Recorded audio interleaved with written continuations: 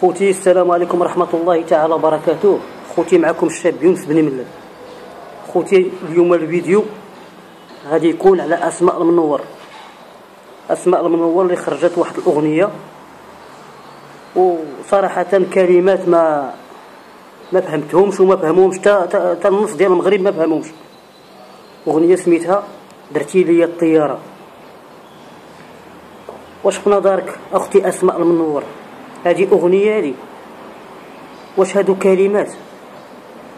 واخويا جلال الحمداوي اش هاد الالحان، اش هاد الكلمات؟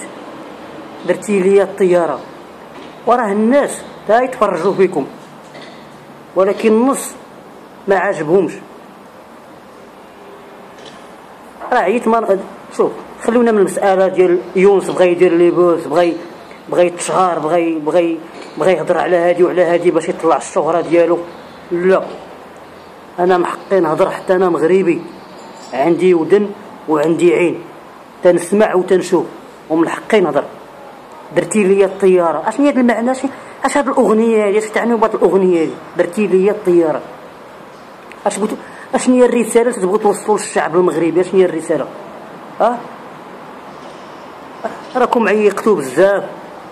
واش فهمتي؟ راكم عيقتوا بزاف.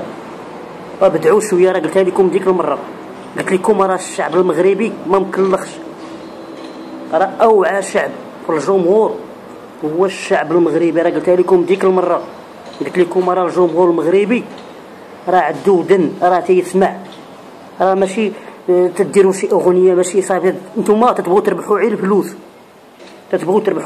تخدموا المهرجانات وتخدموا، فهمتي؟ الله يعاونكم، الله يسهل عليكم. حنا ماشي ضد هذا الشيء هذا، ولكن حنا ضد ابداع المغربي. بدعوا شويه، بدعوا، ما تبقاوش تضحكوا علينا. الله يعاونكم.